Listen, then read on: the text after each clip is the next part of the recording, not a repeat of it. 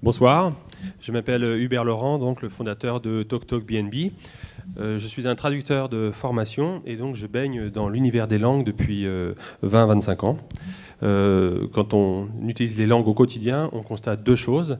Premièrement, qu'on a tous besoin d'être très forts en langue. Ça va pour les écoliers, les collégiens, les lycéens, les étudiants et les adultes, évidemment, en activité ou non, parce que quand on est en recherche d'emploi, avoir des compétences en langue est un plus indéniable.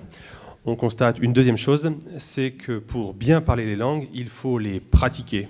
Or, quand on est un étudiant, un jeune, on a évidemment la possibilité d'aller s'immerger dans les pays et pratiquer les langues. Mais quand on est plus âgé, qu'on a une famille et un emploi, un métier, une vie en France, on peut évidemment pas tout quitter pour aller partir. Alors je me suis dit, si moi, je ne suis pas en mesure d'aller à l'étranger pour me perfectionner, l'étranger peut certainement venir à moi.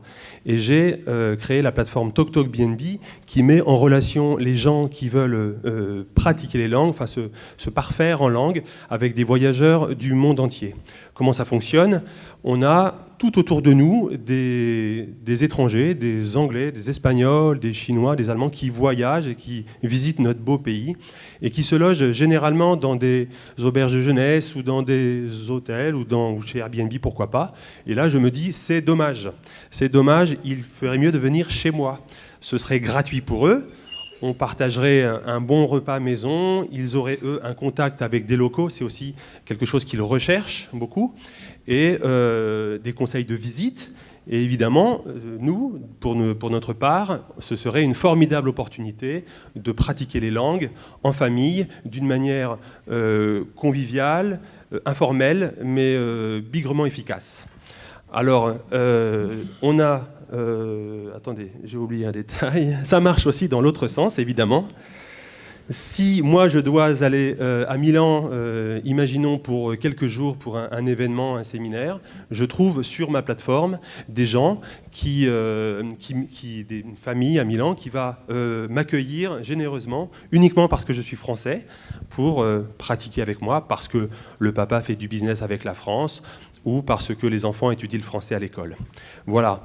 Donc aujourd'hui, après 18 mois d'activité, on compte plus de 35 000 membres sur la plateforme dans 120 pays. Donc je pense qu'on a trouvé un créneau qui plaisait, on a trouvé un vrai accueil sur cette solution-là. Alors Madame la ministre Fleur Pellerin parlait tout à l'heure de la difficulté de trouver des modèles économiques sur ce domaine des EdTech. Alors notre modèle économique, il est le suivant. On vend aux entreprises internationales. Il faut que vous imaginiez une grande entreprise, on va citer Orange, pourquoi pas, qui est présente dans une centaine de pays dans le monde avec 160 000 collaborateurs. Donc, et on leur vend la création d'un cercle privatif sur notre plateforme. Donc il se retrouve tous les collaborateurs de tous les pays du monde inscrits sur notre plateforme, de manière à pouvoir se trouver, s'interagir et ainsi, par exemple, pouvoir faire des séjours linguistiques pour les enfants. Une famille qui travaille pour Orange à Paris peut envoyer son enfant chez une famille de collègues à l'étranger, de manière en confiance, puisque c'est un cercle de confiance, et gratuitement. On peut décliner les cercles comme ça à l'infini, notamment pour les universités. J'ai fini. Notamment pour les universités.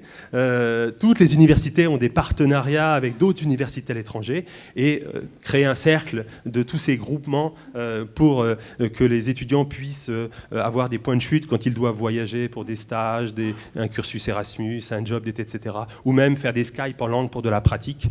Ça nous paraît vraiment une idée très intéressante. Donc pour conclure, je dirais qu'aujourd'hui on a besoin de contracter avec des entreprises pour valider notre modèle économique et pour grossir, financer nos projets et puis en même temps faire grossir notre communauté de passionnés des langues et des échanges culturels.